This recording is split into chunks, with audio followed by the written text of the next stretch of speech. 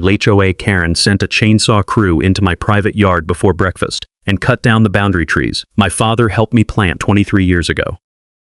She stood there with a clipboard, a yellow safety vest, and an HOA map like that piece of paper could move my property line. I didn't yell, I didn't touch the crew. I just looked up at the ugly little security camera above my garage because it had recorded the one sentence Diane Mercer never should have said. By the time the board heard it, her maintenance zone was no longer a map, it was evidence, and the whole neighborhood learned exactly who had crossed the line. The first thing I heard that Tuesday morning was a chainsaw in my side yard. Not somewhere down the street, not behind the HOA clubhouse, not out by the walking path. My side yard. I was standing in the kitchen, pouring coffee, when the sound ripped through the window like a warning. One hard growl, then another, then the sharp crack of a limb breaking loose. My wife, Ellen, looked up from the table. "Bob," she said, "what is that?" I was already moving. I stepped onto the side porch in my work boots and flannel jacket, and for a few seconds, my mind refused to accept what my eyes were seeing. 3 men in orange safety vests were standing inside my yard. One had a chainsaw in his hands. Another was dragging branches across the grass. A red maple was already down, its fresh pale wood exposed where the trunk had been cut clean through.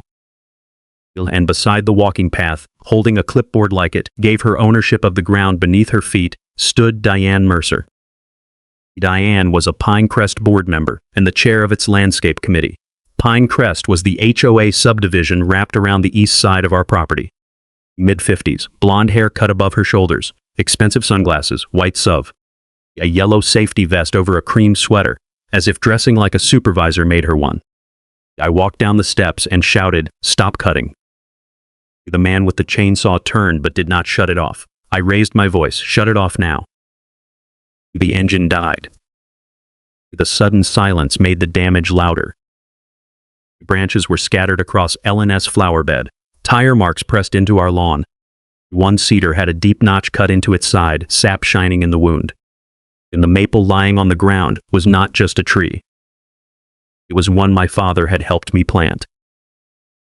My name is Robert Harlan, but most people on the street call me Bob. I was 67 years old, retired after 38 years, fixing storm lines and climbing utility poles. Ellen and I had lived on that corner lot for almost 25 years. Our house was not part of Pinecrest Estates. That mattered. Pinecrest came later. First the survey flags, then the bulldozers, then the walking path. Then the stone entrance sign and the HOA newsletters full of words like community, standards, and enhancement. Before all that, there was just our house, our garden shed, and a row of small trees my father and I planted along the side boundary. Red maples, cedars, 2 privacy trees. Ellen picked because she wanted something green between our kitchen windows and whatever the developer built someday. My father was 71 when we planted them. He was moving slower by then, but he still insisted on digging the first hole.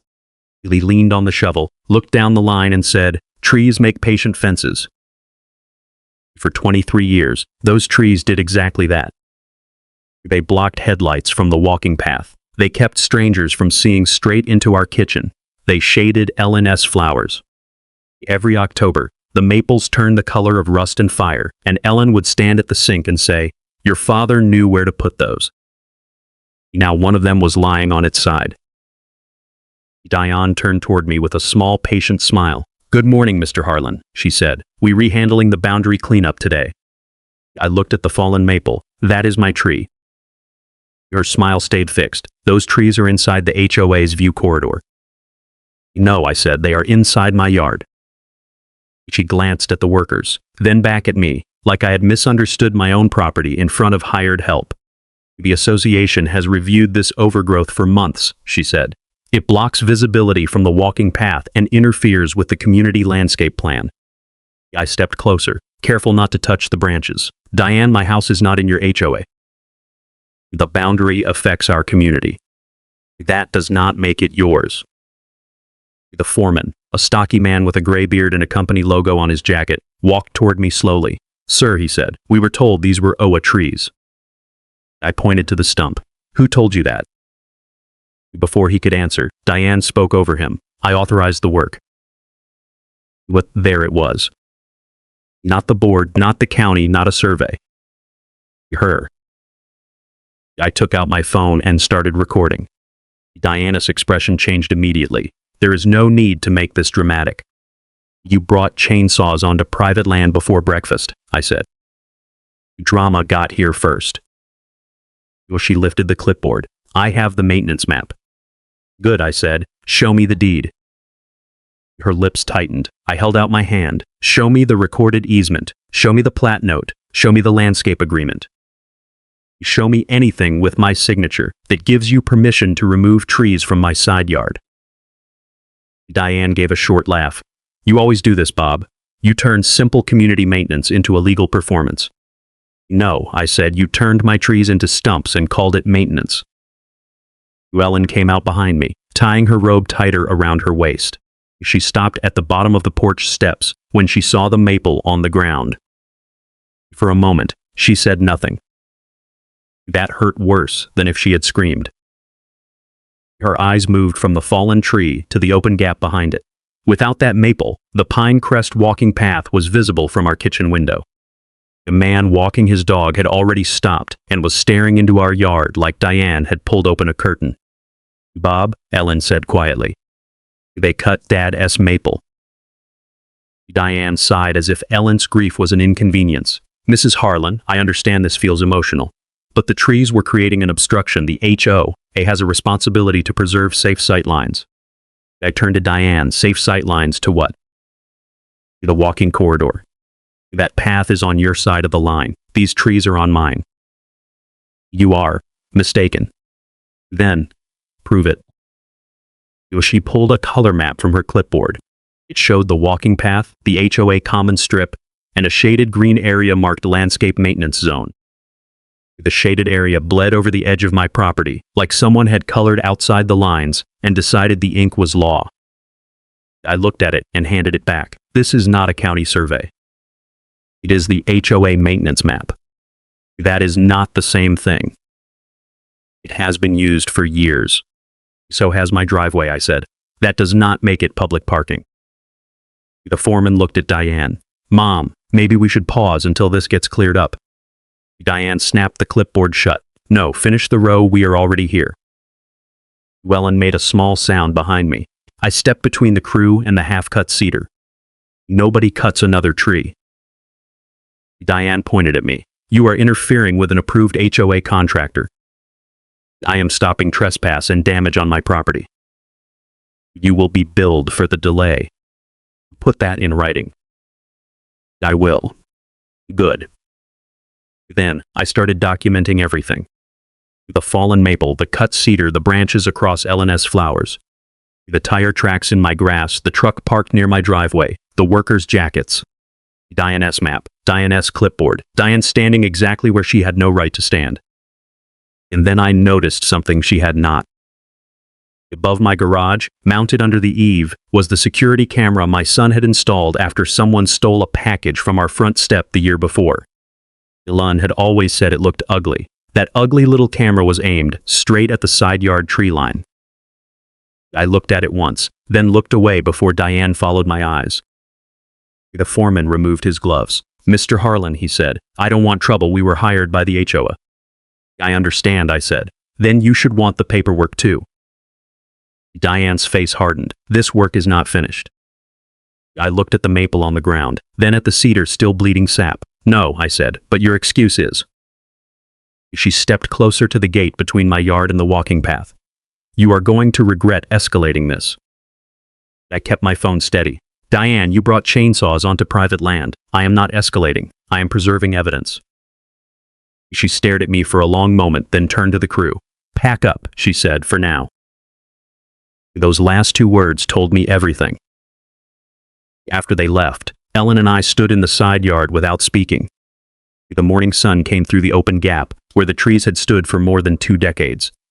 Our house felt exposed in a way it never had before. Ellen touched the stump of the maple with 2 fingers. Your father planted this one, she said. I know. Well, she had no right. No, I said, she didn't. But saying it was not enough. Inside the house, I opened the security camera app on my computer. The footage loaded slowly, minute by minute. At 6:41 a.m., Diana's white SUV pulled up beside the walking path. At 6:48, the landscaping truck arrived. At 6:52, Diane walked into my side yard with the map in her hand and pointed toward the trees. The foreman said something. Diane answered. Ellen put her hand over her mouth. I did not say anything at first. I just saved the clip. Then I saved it again. Then I emailed it to myself. Because that sentence proved this was not a mistake. Diane had not misunderstood where the trees were. Why, she had wanted them gone before I could stop her. By noon, Diane Mercer had turned my cut trees into my violation. That was the thing about people like Diane. They did not stop when they were caught doing the wrong thing. They changed the name of the wrong thing and handed it back to you with a deadline. Ellen and I were still in the kitchen when the first email came through from Pinecrest Property Management. Subject line: interference with approved HOA landscape maintenance. I read it once, then I read it again slower. The email said, I had obstructed an authorized landscape contractor, created an unsafe confrontation near the community walking corridor, and delayed necessary maintenance of overgrown boundary vegetation. Overgrown boundary vegetation. That was what Diane called 23 years of trees. Not my father's maples, not Ellen's privacy screen, not living trees planted inside my deeded lot. Vegetation. Then came the threat. Well, failure to cooperate with completion of the approved landscape work may result in reimbursement charges, administrative penalties, and referral to the board for enforcement review. Ellen stood beside me with both hands around her coffee mug, but she had not taken a drink. They cut our trees, she said, and now they re-saying you interfered? They have to, I said. Why? Because if I am the problem, they don't have to explain why they were in our yard. 7 minutes later, Diane sent her own email, copied to the board, the walking committee, management, and half the neighborhood landscape volunteers. Mr. Harlan's refusal to cooperate today prevented the completion of long-scheduled safety work along the Pinecrest walking corridor. Residents have expressed concern for years about blocked sight lines and neglected growth near the path. The HOA cannot allow one adjacent owner to compromise community standards. Adjacent owner. That was another trick. She would not call me the owner of the land she had entered. She called me adjacent, like I was standing near the issue instead of standing on my own property. I printed both emails, saved them, and placed them in a folder beside the camera clip. Ellen watched me do it. You re too calm, she said. No, I said. I'm angry enough to be careful. That afternoon, the pressure started coming from every direction. A neighbor named Paul Redding stopped by the side fence. He lived inside Pinecrest, 2 houses past the walking path. He was not a bad man, just one of those people who believed the most official-looking piece of paper in the room. Bob, he said, keeping his voice low, Diane told everyone those trees were blocking a safety corridor. I looked at the bare gap in the yard. Did she tell everyone the trees were on my land? He hesitated. That part was not clear.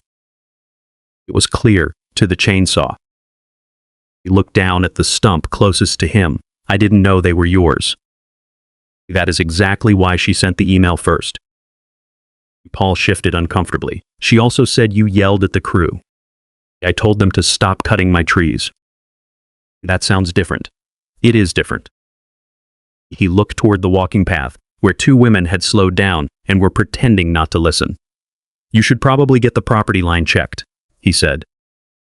I plan to. He pointed at the cut maple. For what it's worth, Bob, those were good trees. Then, he walked away. That was the first crack in Diana's version. Not a big one, not enough to stop her. But enough to remind me that not everyone repeating a lie understands they are carrying one.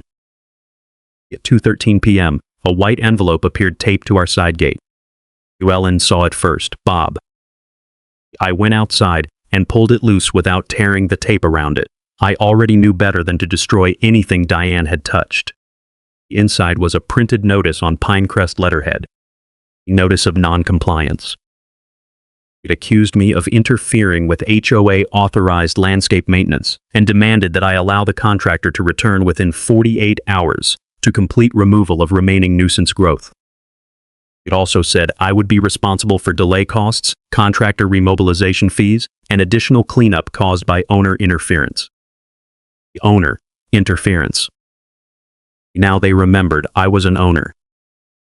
I photographed the envelope, the notice, the tape marks, the fallen maple, the half-cut cedar, the tire tracks, and L&S damaged flower bed. Then, I measured the fallen maple, the stump locations, and the distance from the cuts to the walking path. I did not trust the old metal property stake near the corner as the final legal word, but I trusted it enough to know Diane had crossed the wrong side of it. At 3:20, the landscaping crew came back. Not with chainsaws running this time, just the foreman. He parked on the street and walked up slowly with both hands visible, like he wanted me to know he was not there to start trouble. "Mr. Harlan," he said, "my name's Ray Collins. I own Collins Yard and Tree. I saw your logo." He looked at the stumps and exhaled through his nose. "I need to give you something." He handed me a folded copy of the work order. "I shouldn't have started without confirming the line," he said, "that S on me, but I want you to know what we were given." The work order was short. Remove boundary trees along Harlan's side yard per HOA instruction, authorized by Diane Mercer. Restore walking corridor visibility, build a Pinecrest Estates HOA. No parcel number, no survey reference, no easement. No owner signature, no board vote. Just Diane's name, sitting where legal authority should have been. I looked up at him. "Did she tell you I approved this?" Ray shook his head. "She said approval wasn't needed because it was HOA maintenance." "Did you ask if the trees were on HOA property?" "I did. I heard that on the camera." His face changed. "Ralph, you have video?" "Yes." He looked back toward the garage and saw the camera under the eave. "Then you know what she said." "I know what she said before the first cut." Ray rubbed the back of his neck. "I'm stopping all work until I see a survey or written permission from you. I already told my guys." That mattered. Diane could call me difficult. She could call the trees nuisance growth. But now her own contractor was backing away from her paperwork. I asked Ray if he would put that in writing. He nodded. "I'll email you tonight." He looked at the fallen maple again. "For what it's worth, sorry, we remove trees all the time, but I don't like being used to settle someone else's property fight." After he left, I placed the work order in the folder with Diana's emails. Then I called the sheriff's office. I did not call because I expected handcuffs. Real life does not work that way, and property disputes are not settled in the driveway by dramatic speeches. I called because Diane had entered my yard with a crew, cut my trees, and was threatening to return. Deputy Mark Ellison arrived 40 minutes later. He stepped out of the cruiser with a notepad, looked at the stumps, the half-cut cedar, the walking path, and the camera above the garage. "Mr. Harlan?" "Yes, sir. You called about trees being removed?" "Trees on my property, without permission." Diane arrived before I could finish explaining. Her white SUV pulled up behind the cruiser, and she got out holding the same clipboard like it was a badge. "Deputy," she said, walking toward us quickly, "I'm glad you're here. Mr. Harlan has been obstructing approved HOA maintenance and intimidating contractors." Deputy Ellison turned toward her. "And you are?" "Diane Mercer, Pinecrest Landscape Chair." He wrote that down. "Do you own this property?" She blinked. "The HOA maintains the corridor." "That is not what I asked." Diane lifted the map from her clipboard. "This is the landscape maintenance zone." The deputy studied it for a moment. "Is this recorded with the county?" "With S and HOA maintenance map." "Do you have a recorded easement, a survey, a deed restriction, or written permission from Mr. Harlan allowing tree removal on this side of the line?" Diane's mouth tightened. "The association has maintained this corridor for years." Deputy Ellison nodded once. "Historical maintenance is not the same as ownership." He asked me what I had. I showed him the deed, photos, Diane's emails, the notice taped to my gate, the contractor work order, and one still image from the security camera showing Diane standing in my side yard before the cutting began. He spent longer on the work order than Diane liked. "This says authorized by you," he said to her. "Because I coordinated the maintenance." Did the board approve removal of trees from Mr. Harlan's parcel? The trees are part of the corridor. Mom, I am asking about authority, not description. For the first time that day, Diane had no immediate answer. The deputy walked the area with me. He did not declare the boundary. He did not pretend to be a surveyor. He said that clearly. I can settle the property line from a patrol call, he told both of us. But I can document what is here, what was cut, what each side claims, and whether written authority was produced. Then he looked at Diane. So far, I have not been shown a recorded document giving the HOA permission to cut trees on Mr. Harlan's side yard. Diane's cheeks colored. This is a civil matter. It may be, he said. It may also involve property damage or trespass, depending on what the records show and what the prosecutor wants to review. That is not a decision I make standing here. He turned back to me. Get a surveyor, get the county records, preserve your video. Do not move the stumps until they are documented. If anyone returns to cut more without your permission, call us. I will. Then he said the line Diane hated most. And Mrs. Mercer, I would strongly suggest no crew returns here until the ownership and authority are verified. Diane gripped her clipboard. The board will not appreciate this delay. Deputy Ellison closed his notebook. Then the board should appreciate good paperwork. After he left, Diane stayed near her sub. The late afternoon sun came through the gap where the maple used to stand, throwing light straight onto our kitchen window. Ellen stood inside, watching from behind the glass. Diane looked at me and lowered her voice. You have no idea how expensive you are making this. I looked at the stumps, the half-cut cedar, the tire tracks, the damaged flowers, and the camera above the garage that had caught what her clipboard could not cover. No, I said. You made it expensive when you brought chainsaws onto my land. That evening, Ray Collins emailed exactly what he promised. He confirmed Diane had authorized the job. He confirmed his crew had not received a survey, easement, owner permission, or board minutes. And he confirmed he would not return without written proof of authority. I printed his email and placed it behind the work order. By then, the folder on my kitchen table was no longer just a collection of papers. It was becoming a timeline. Diane had the title, the committee, the email list, and the confidence. But I had the camera, the contractor, the sheriff's notes, and the stumps. In the next morning, I was going to find the one thing Diane had been pretending did not matter. The actual line. The next morning, I went looking for the line. Not the line Diane Mercer had colored onto an HOA maintenance map. Not the shaded green strip she had waved at me like a court order. Not the walking corridor she kept saying out loud as if confidence could move roots, soil, and ownership. The actual line. Property rights do not move because a committee colors a map. Property rights move through records. I arrived at the county records office a little after 8 with a folder under my arm and sawdust still on my boots. I had not slept much. Every time I closed my eyes, I saw the maple on the ground again. Then I saw Helen touching the stump. She was touching something our family had lost before she could even say goodbye. A clerk named Marisol Grant called me to the counter. While she had dark hair pulled back, silver reading glasses, and the calm expression of someone who had seen plenty of neighbors learn the difference between a printed map and a recorded right. What are we looking for today? She asked. I handed her my parcel number, my driver's license, and a copy of Diana's HOA maintenance map. I need to know whether Pinecrest Estates has any recorded right to remove trees from my side yard.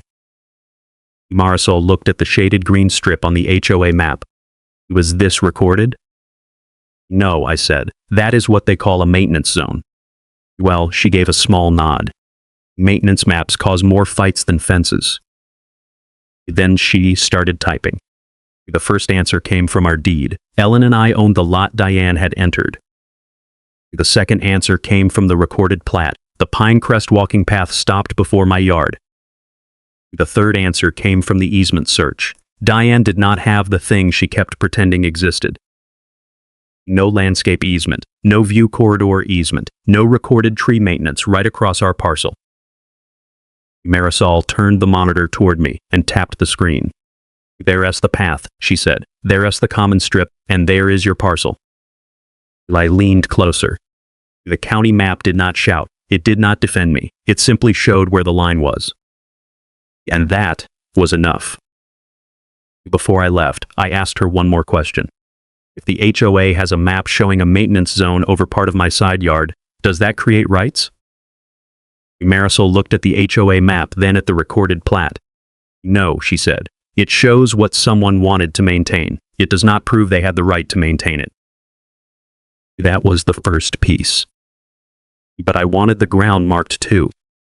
By noon, a licensed surveyor named Paula Kim was walking my side yard with a tripod, a receiver, field notes, and a can of pink marking paint. Paula was practical, direct, and completely uninterested in HOA drama. She did not care who chaired what committee. She cared where the pins were. She worked from the driveway corner, down toward the walking path. Ellen stood on the porch with her arms folded, while Paula checked the old markers, measured against the recorded plat, and placed flags near the damaged tree line. Every pink flag made Deanna's green map look smaller. Finally, Paula stopped near the half-cut cedar. This stump is inside your parcel, she said. How far inside?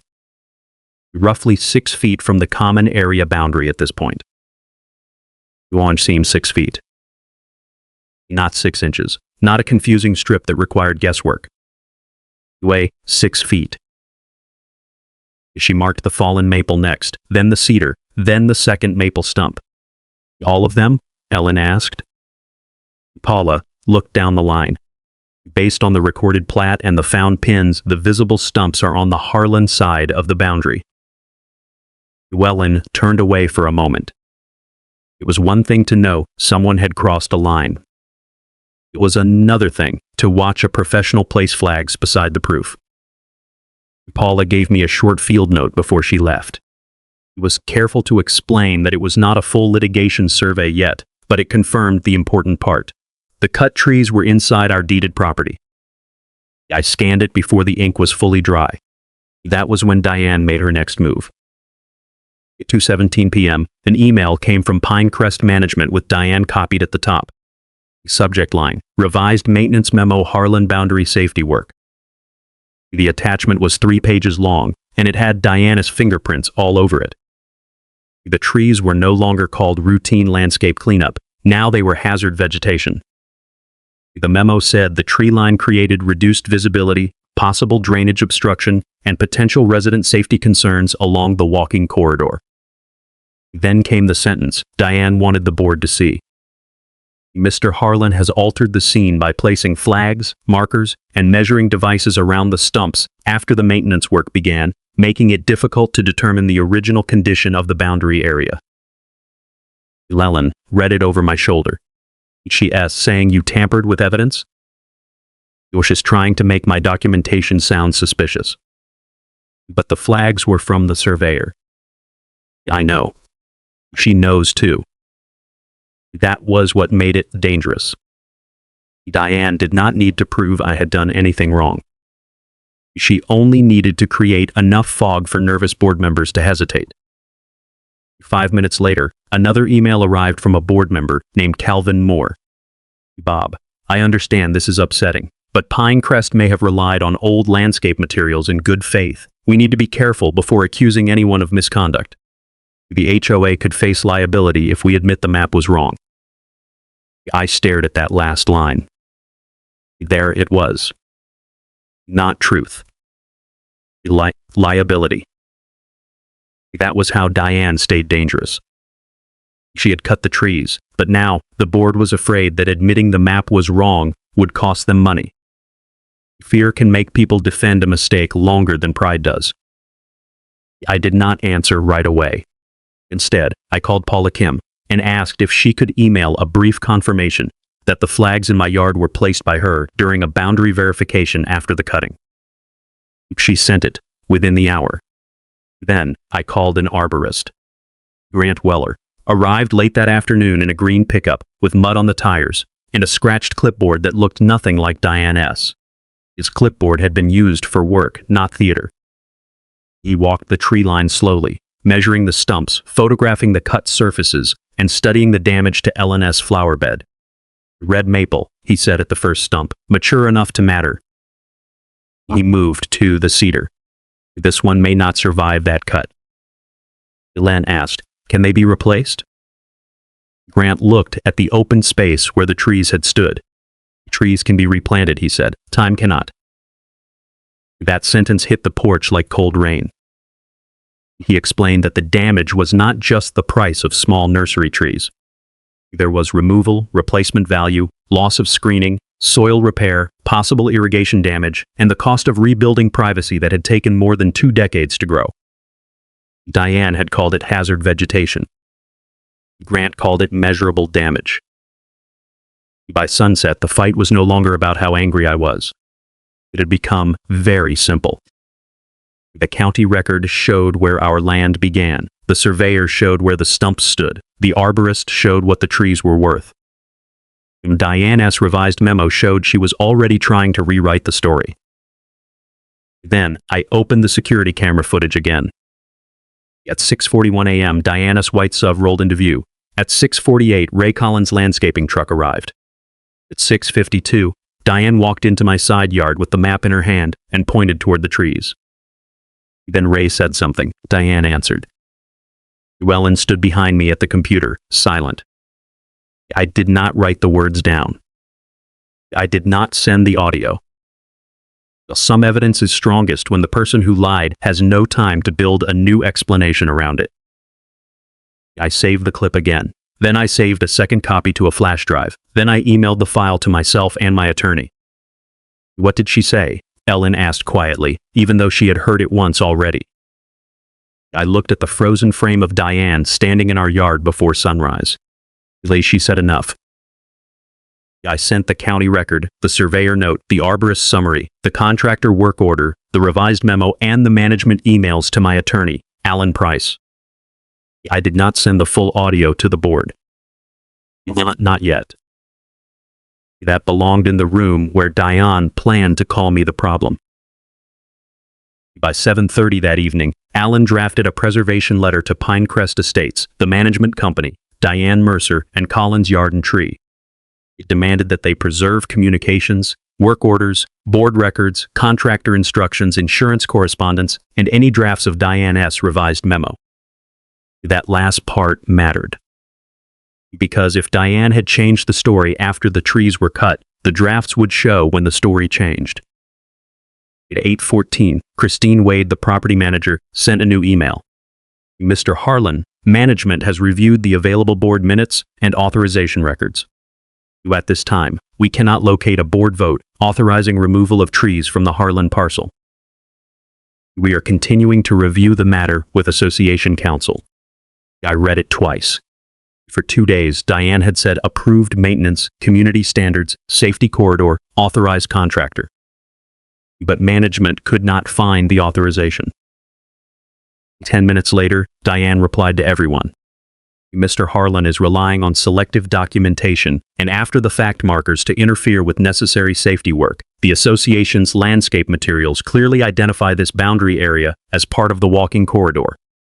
I recommend immediate enforcement and completion of the remaining removal before this matter escalates further. Eli looked at her words, then at the county record, then at the surveyor S-note, then at the unopened video file sitting on my desktop. But she was still dangerous. Not because she had proof. Because she was willing to manufacture doubt. I replied with one sentence. Please provide the recorded easement, deed restriction, signed owner permission, county-approved survey, board vote, or other legal authority, allowing Pinecrest Estates to remove trees from the Harlan parcel. Then I copied everyone she had copied. I attached nothing. Not the full video, not the audio. Not yet. Outside, the side yard looked wrong in the dark. Too open, too exposed. The walking path lights shone through the space where the maples used to stand. Llewellyn stood beside the kitchen window. I keep waiting to see the trees there, she said. I closed the binder. They took the trees, I said, but they left the stumps. She looked at me. and the stumps prove where they stood. By tomorrow night, Diane would not be arguing about overgrowth. She would be explaining why her safety corridor began 6 feet inside my private land. At 5:37 the next evening, Ellen and I sat in my truck outside the Pinecrest clubhouse. The emergency board meeting did not start until 6. But I needed a few minutes of quiet before Diane Mercer began turning private property into committee language again. Ellen looked at the binder on my lap. "You don't have to fight her," she said. "I know. Just make them read the line." I looked through the windshield at the clubhouse doors. Residents were already walking in, some carrying printed emails, some whispering like they were arriving for a trial instead of an HOA meeting. "I'm not going to argue with Diane," I said. "I'm going to let her argue with the record." At 5:55 we walked inside. The room smelled like coffee, paper, and nervous people. Folding chairs had been set in rows. At the front, the board table was covered with folders, bottled water, and one large copy of Diane's green landscape map. Diane was already there. Cream sweater, blonde hair, clipboard open. No yellow safety vest this time. Maybe even she knew a costume would not help her now. Christine Wade, the property manager, sat at the end of the table with her laptop open. Harold Bennett, the board vice president, sat in the center chair because Diane's actions were part of the review. A speakerphone sat in the middle of the table. At 6 o'clock, Harold tapped the microphone. "This special meeting concerns the Harlan side yard tree removal and the related enforcement notice," he said. "The Association Council is present by phone to advise the board on authority, procedure, and risk." A man's voice came through the speaker. "This is Victor Lang, counsel for Pinecrest Estates. I want to be clear at the start. The board should not assume authority simply because a map exists. Tonight we need documents, not impressions." Diane's pen stopped moving. That was the first thing she did not control. Procedure. "Lee," Harold looked at her. "Mrs. Mercer, you may summarize the landscape committee's position." Diane stood with her maintenance map in both hands. For years, Pinecrest has maintained the walking corridor along the Harlan boundary. The trees in question had become overgrown, unsafe, and inconsistent with visibility standards. The committee acted to restore safety and preserve community access. Mr. Harlan interfered with a contractor, altered the scene with markers and flags, and is now attempting to turn routine maintenance into a property dispute. A few people nodded. That was the danger of Diane's version. It sounded reasonable if you forgot the chainsaws had crossed a property line. Victor's voice came through the speakerphone. "Before the board considers enforcement, we need to answer 3 questions. Did the association have the right to enter the Harlan parcel? Did anyone authorize removal of trees from that parcel? And did the contractor receive accurate instructions?" The room got quieter. Diane lifted her chin. "The committee relied on existing landscape materials." Victor replied, "Existing landscape materials are not legal authority unless they are supported by recorded rights or valid board action." Harold turned to Christine. "Christine, did management locate a board vote authorizing removal of trees from Mr. and Mrs. Harlan's property?" Christine looked down at her laptop. "No." While Diane turned sharply. "The corridor maintenance has always been understood." Victor cut in. "That was not the question." Christine continued. "We found no motion, no vote count, no signed approval, and no management work order authorizing tree removal from the Harlan parcel." A murmur moved through the room. Diane said, "Because this was not removal from their parcel. It was maintenance of the corridor." Victor asked, "Do you have a survey showing the trees were inside HOA common area?" Diane held up the green map. "We have the maintenance map." "Do you have a recorded easement?" "The map reflects historical maintenance." "Do you have written permission from Mr. or Mrs. Harlan?" "No, because permission was not required." Victor paused. "That is precisely what has not been established." Then Harold looked at me. "Mr. Harlan, you may speak." I stood slowly and carried the binder to the front table. I did not read the binder page by page. I gave them the bottom line. I opened the first tab. This deed shows Ellen, and I own the lot Deanne entered. I opened the second. This plat shows the walking path stops before my yard. I opened the third. This easement search shows what Diane never had. Victor asked, and what does it show? No landscape easement, no view corridor easement, no recorded tree maintenance right across our parcel. Christine lowered her eyes. I opened the Surveyor S-Field note. This puts the stumps roughly 6 feet inside my property.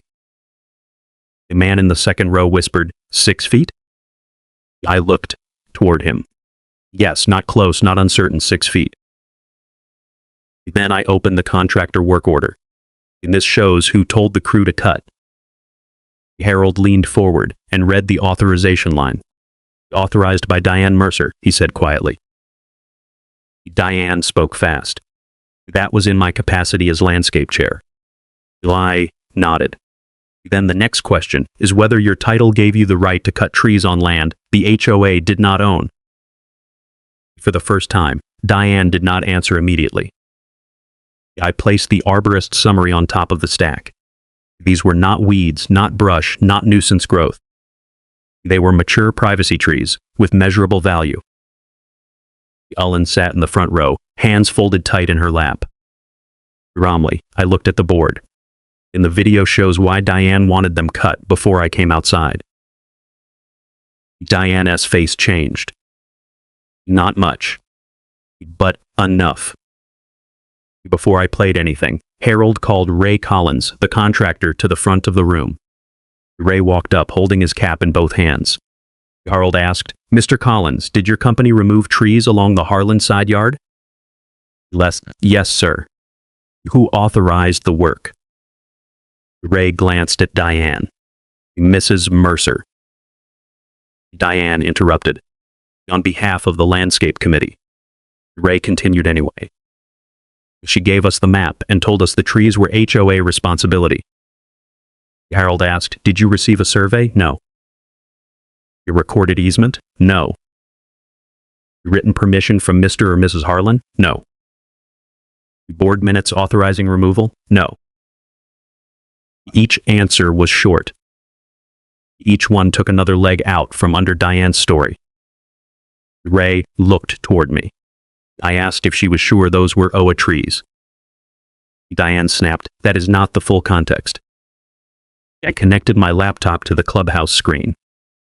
No, I said, this is. The video appeared on the wall. At first, there was only my side yard before sunrise.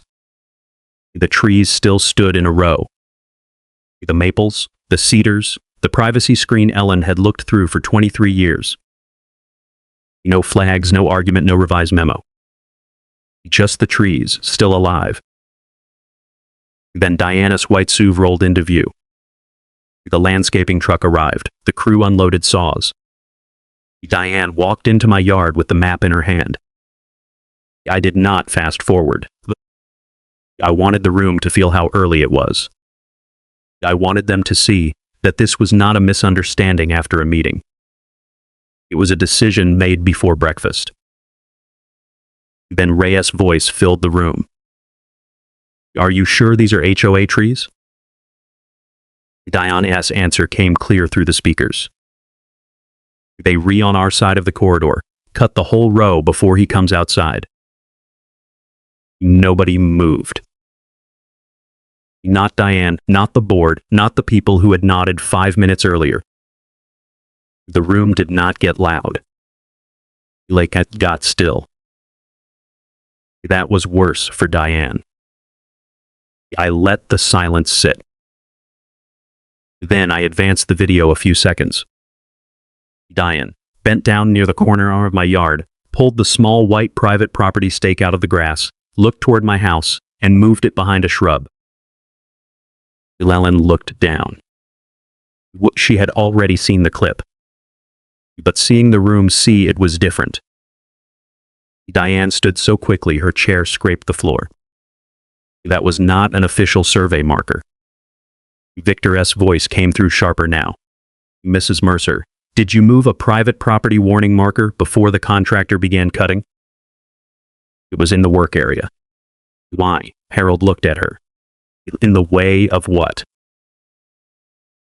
She did not answer. A woman in the second row whispered, "Oh my God." Diane pointed toward the screen. This is being taken out of context. The committee was acting under long-standing maintenance practice. Victor replied, "Long-standing practice does not create the right to remove trees from private property." Then he asked the question that ended her version of the story. Mrs. Mercer, did you confirm the property line before ordering the crew to cut? Diane looked at the surveyor's field note, then at the paused image of herself moving the stake, then at the board. No answer came. Harold closed his folder. I need a motion. Board member Alice Moreno spoke first. I move that the violation notice issued to Mr. and Mrs. Harlan be withdrawn immediately, that no further landscape work occur along their boundary, that all records be preserved for council and insurance review, that the HOA notify its carrier, and that Mrs. Mercer be suspended from landscape authorization pending investigation. Diane turned toward her. You cannot suspend me for doing my job. Alice looked at the frozen video on the wall. Diane, that was not your job. The vote was 4-1. Diane voted no. Of course, she did. When the meeting ended, people did not rush to apologize. Shame rarely moves that fast. It gathers papers, avoids eye contact, and walks quietly to the door. Ray Collins came over to me near the back row. I'll cooperate with whatever your attorney needs, he said. I nodded. I appreciate that. Then, a woman I recognized from the walking path stopped in front of Ellen. I am sorry, she said. I thought those trees were HOA property. Ellen looked tired. Well, so did they. She said that was the problem. Outside, Diane reached her white SUV before we did. But she opened the door, then turned back. You made this public, Bob. I held the binder at my side. No, I said. You made it public when you copied half the neighborhood and called my father's trees nuisance growth. Her mouth tightened. This is not over. I looked past her at the clubhouse windows, where the board was still gathered around the speakerphone, talking to counsel. No, I said. Now it goes to the people who count damages. For the first time since the chainsaws started, Diane had nothing to say. And by the next morning, the question was no longer whether I had interfered with HOA maintenance. The question was how much it would cost them to pretend private trees belonged to a committee. By 9 the next morning, Diane's violation notice was dead. By the end of the week, her authority over landscape work was dead too. That was the first real silence after the chainsaws. Not peace yet, not restoration, but silence. No more emails calling my trees nuisance growth. No more threats about contractor delay fees. No more Diane Mercer pretending a green maintenance map gave her the right to decide what lived or died in my side yard.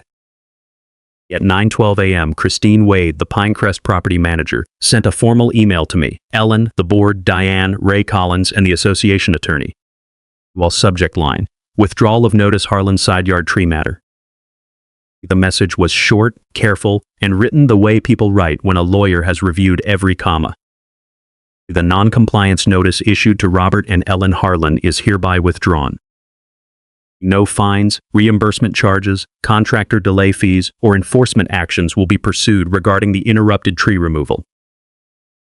All further activity along the Harlan boundary is suspended pending legal and insurance review.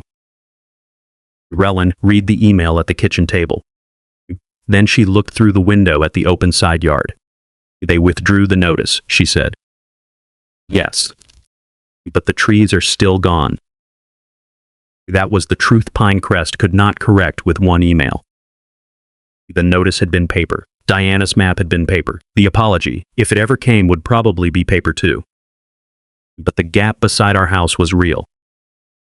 For the first time in 23 years, morning light came straight through the side yard and hit the kitchen wall. From the sink, Ellen could see the walking path. She could see people slowing down. She could see them trying not to look at the stumps. And I knew every glance felt like one more branch missing. By noon, Pinecrest sent a correction notice to every homeowner. Correction regarding Harlan side yard tree removal. The notice said, the trees removed along the Harlan boundary were located on private property. It said the association had not verified legal authority before the work began. It said residents should not rely on landscape maps, walking corridor materials, or committee statements as proof of access, ownership, or maintenance rights over neighboring private parcels.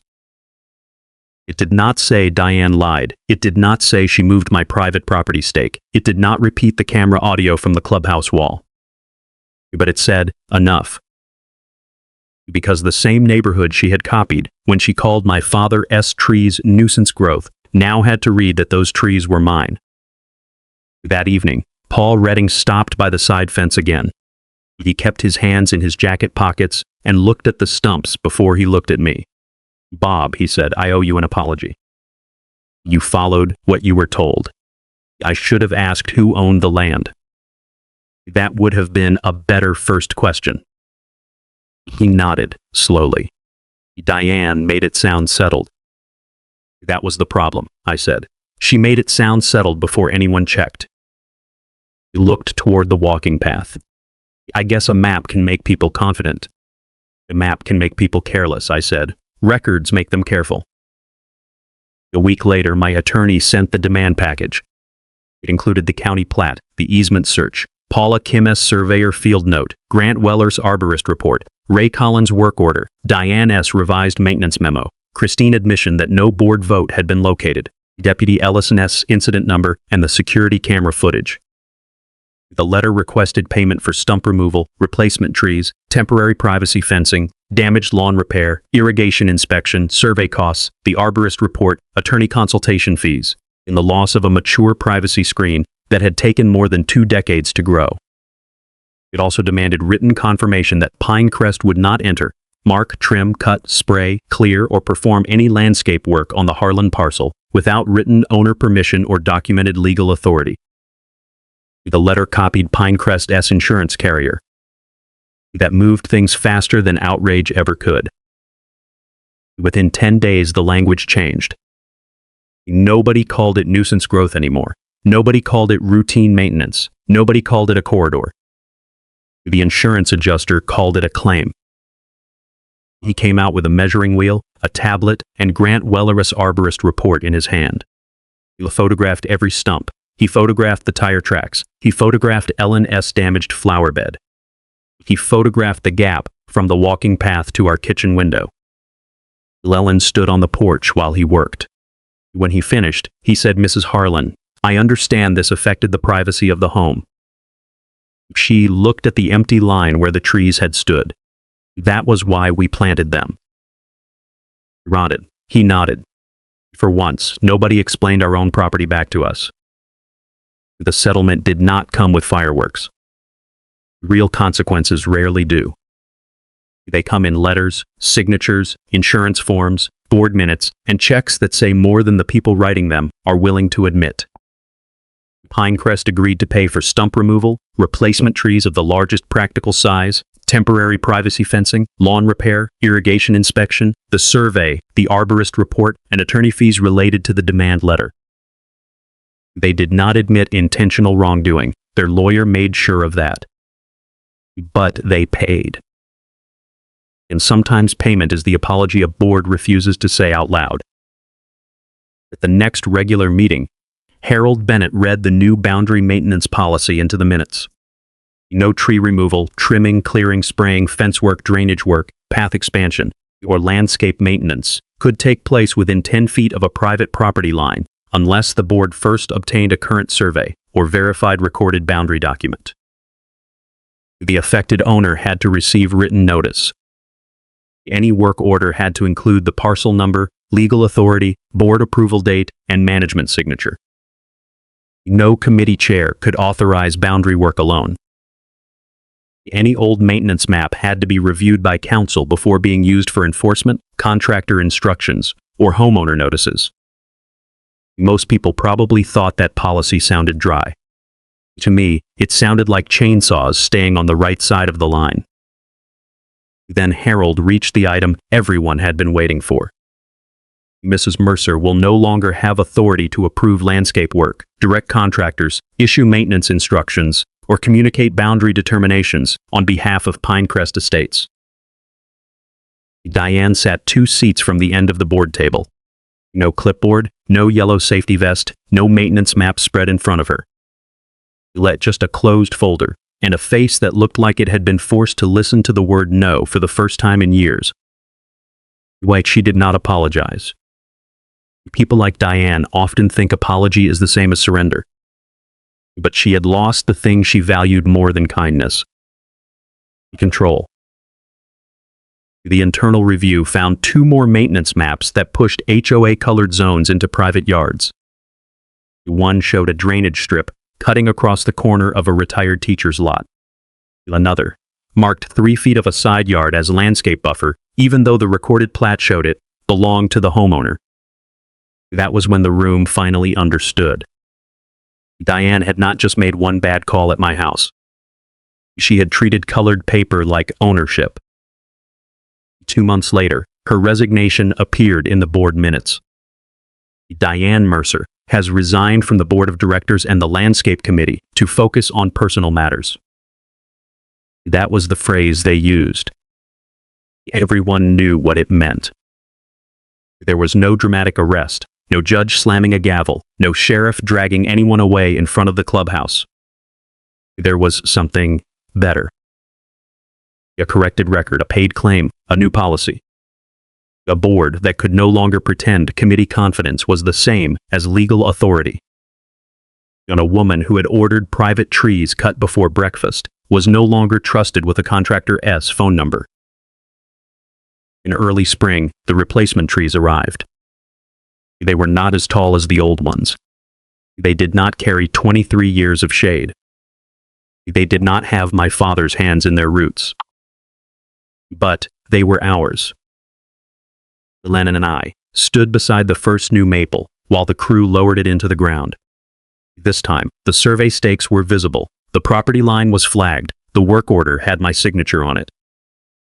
Grant Weller had recommended a staggered planting, maples, cedars, and fast-growing privacy trees to rebuild the screen over time. Ellen watched the first tree settle into the hole. "It still feels too bare," she said. "I know. I keep looking for the old branches." "I do too." The worker packed soil around the root ball.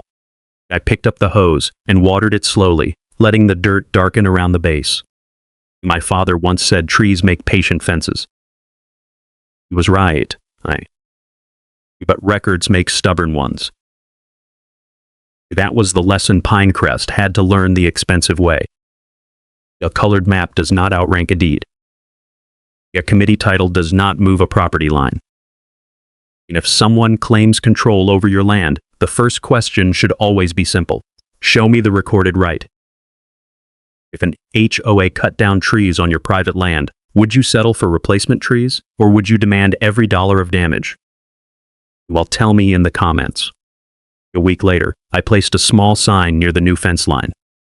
Not large, not ugly, not angry. Line just clear. Private property. No HOA tree work without written owner approval.